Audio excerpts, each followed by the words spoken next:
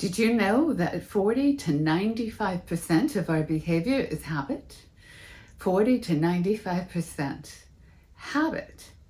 So if you're heavy and you're having trouble losing weight and keeping it off, 95% of what you're doing is probably related to your eating and exercise habits.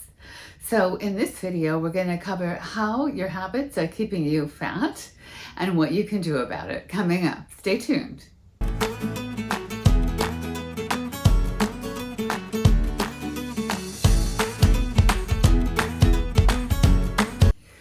Habits can keep you fat or thin. When you're dealing with being overweight, your habits are keeping you heavy. So your homework, I'm giving that to you now, even though we're just starting this video. Your homework then is to pay attention to your own behavior for 24 hours and just notice how much of that 24 hours, what you're doing is habit. How much of it, you get up, same time every day, maybe you get straight up and go right into the bathroom. Most likely, most of us do because we have to pee, right? Okay, so that's a habit. Get up, go to the bathroom. What you do in that bathroom is probably pretty habitual as well. So you start paying attention to that, and then you begin your day and you start to see, oh, okay, so it's time for breakfast. I tend to have the same thing for breakfast every day. Most people do. So you begin to notice, oh, okay, I always have this amount. Why is that? I don't know, I just always do. Okay, well, you don't have to. You could begin to think about maybe cutting that down in half or changing what you eat or something different to help you reach your weight loss goal. But as you can see, when you start to pay attention, a lot of what we do isn't even conscious. When we say habit, the 40 to 95%, that's almost unconscious behavior that's going on. We're not thinking about it. It's just doing it. We've done it so many times that we do not have to think about it. And we need our habits. Habits are not bad. Habits are your friends. So habits are your friends.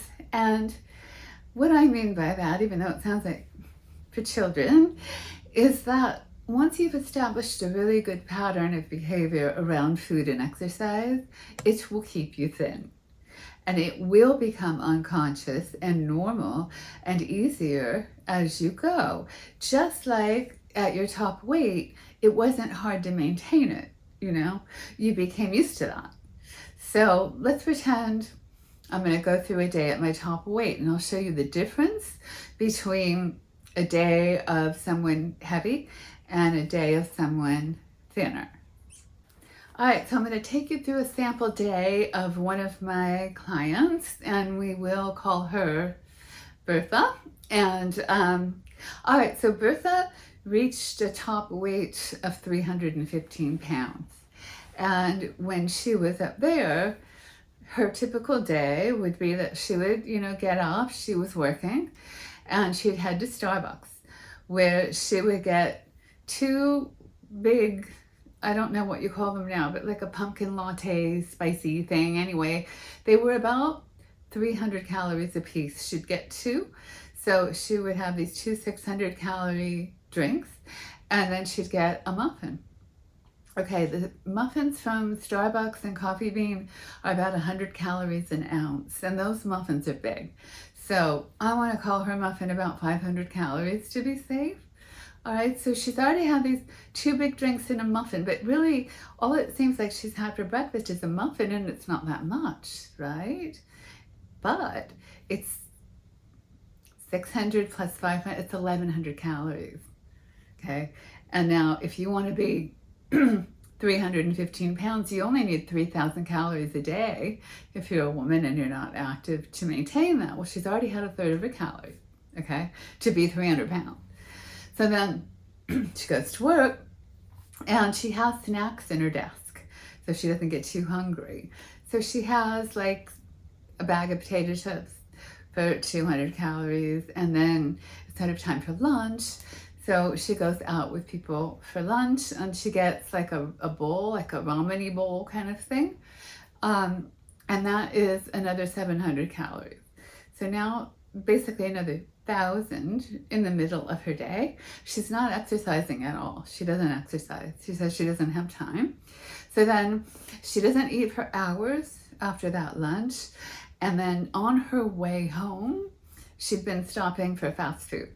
So she's getting, whatever she chose that night, but it would be like a double Whopper and fries and well over 1,000 calories. So she was maintaining a 315-pound body. And those were her eating and exercise habits. And that's how she maintained that weight. So now I'm going to take you through a day of Thin Bertha. So Thin Bertha wakes up early and meditates for a while and has coffee and water. And then she goes for a 2-mile hike.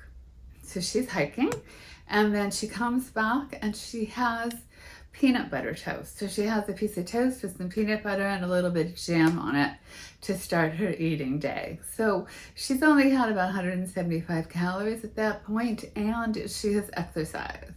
So then Thin Bertha goes about her day. Middle of the day, she has a cappuccino around 10 and a piece of fruit, an apple, pear, something like that.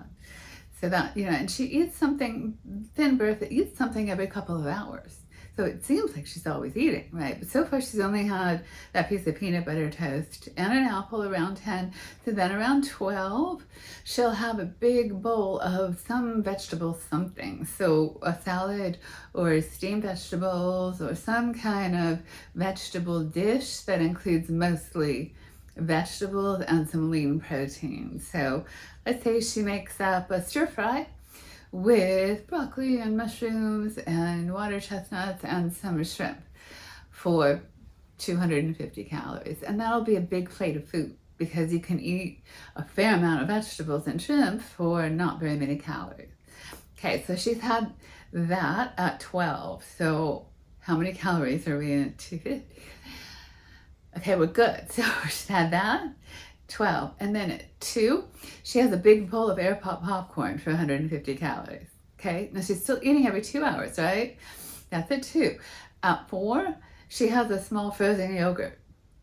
Okay, at 6, she has her dinner, and usually what she has is a big baked potato, which fills her up, and some kind of small protein, a piece of salmon or something like that. And if she still wants something else after that's sweet, she'll have another little bit of frozen yogurt for 100 calories. And that's it. And that's what she eats. And she's Thin Bertha, and yet she's eating all day, but she's exercising and she's eating low-fat, low-calorie foods that are satisfying and spaced throughout the day so she doesn't get too hungry. Thin Bertha, Fat Bertha. So you see just the habits, the behaviors, and how different and why one is thin and one isn't. So when it comes to your habits around food, you have habits that aren't just eating, but also food shopping. You probably have a behavior pattern when you go to the market that you're used to. So I'm going to link in the description box below. I have a video about how to handle the market like a thin person so that, you can get an idea if you're not used to that, how to navigate it differently. Because let's just say you're Fat Bertha and you go to the market, well, you have certain places that you go and things you get. Probably have a routine. Most of us do. So your habits around the market have to change. Another thing to think about is that we tend to have habits, food-related habits, related to other people. So a good example of that is it's almost the holidays. Thanksgiving is coming up. Thanksgiving is like an entire food habit that we share, right? Turkey, stuffing, gravy, pumpkin pie, pecan pie. I mean, we all have the same meal, really, and that's a habit. It's once a year, but it's still a habitual food behavior that we do with others. So when we talk about your eating habits, it doesn't just involve you, right? It has to do with your whole social life and what you like to do for fun. And do you go out to eat a lot? Where do you go? And what do you get? And does Bertha always go out with Yvonne and get pizza and eat most of it? So when you're changing your eating and exercise habits, it's complicated. There's a lot to it. It's not just changing one thing or just what you eat. There's a lot involved. So I like to give my clients homework, and as I said earlier in the video, for you guys, homework, pay attention to your eating habits for a 24-hour period. It's best to write things down so that you're externalizing what you're experiencing, and then you can look at it later. So pay really close attention to your behavior, to your habits.